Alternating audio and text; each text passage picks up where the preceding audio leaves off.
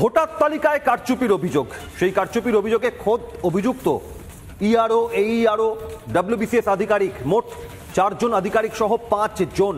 নির্বাচন কমিশন তাদের বিরুদ্ধে এফআইআর এবং একই সঙ্গে সাসপেন্ডের নির্দেশ দেয়, কিন্তু রাজ্য সরকার সেই নির্দেশ না মেনে বিভাগীয় তদন্ত হবে, সাসপেন্ড করলে মনোবল ভেঙে যাবে এই যুক্তি দিয়ে কমিশনকে চিঠি দেয়। বাস মুখ পুরল রাজ্যের মুখ্য সচিবকে নির্বাচন কমিশনের তলব। গতকাল দিল্লি গেলেন আর সেখানে গিয়ে পুরো ভোল বদল। 21 অগস্টের মধ্যে এই আধিকারিকদের বিরুদ্ধে ব্যবস্থা নেবে রাজ্য, জানিয়েছেন রাজ্যের মুখ্য সচিব কমিশনকে।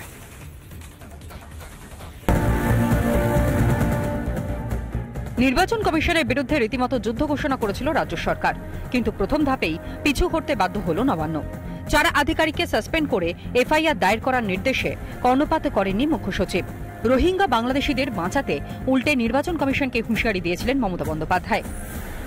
बिहार में 40 लाखों का ज्यादा आदमी को नाम निकाल दिया और बंगाल में भी करने वाला है। अगर करेगा तो घेराव कर्मसूची करेंगे, पूरा घेराव होगा। নির্দেশ না মানায় বুধবারই দিল্লিতে নির্বাচন সদনে ডেকে পাঠানো হয়েছিল মুখ্য সচিব মনোজ পান্থকে। 2.5 ঘন্টার বৈঠকে সুরবদল মনোজ পান্থের।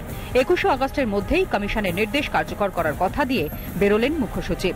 সূত্রের খবর, 21 আগস্টের মধ্যে নির্দেশ কার্যকর হবে। নির্দেশ মতোই ব্যবস্থা হবে 4 আধিকারিকের বিরুদ্ধে। ব্যবস্থা নেওয়া হবে ডেটা এন্ট্রি অপারেটরের বিরুদ্ধেও। এই নির্বাচন কমিশনের কাজ করতে গেলে মুখ্যমন্ত্রী প্রশাসনে থাকা অবস্থায় কিভাবে কাজ করতে আপনারা অভ্যস্ত, সেইভাবে কাজ করলে হবে না।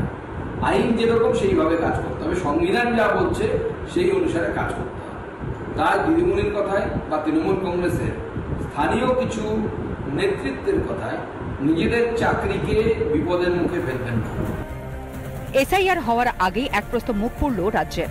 এরপরও নির্বাচন কমিশন ঘেরাওয়ের কথা কোন মুখে বলবেন মমতা? বাংলায় এসআইআর হচ্ছেই, অনুপ্রবেশকারীদের বাঁচানোর কোনো রাস্তা নেই আর। রিপাবলিক বাংলা। মুখ্য সচিব এই বার্তা দিয়ে এসছেন দিল্লি থেকে। এরপর পরিস্থিতি কোন দিকে যায় নজর থাকবে, কি পদক্ষেপ হয় নজর থাকবে। এই প্রসঙ্গে বিজেপি নেতা দিলীপ ঘোষ, রাজ্য বিজেপির সাধারণ সম্পাদক জগন্নাথ চট্টোপাধ্যায় তারা কি বলছেন দেখুন। মমতা ব্যানার্জি এবং তার সরকারের একটা মানসিকতা এরকম আছে যে আমরা ঝগড়া করে সব আটকে দেব, যা কিছু রাস্তায় নেমে যাবেন, বিরোধিতা করবেন।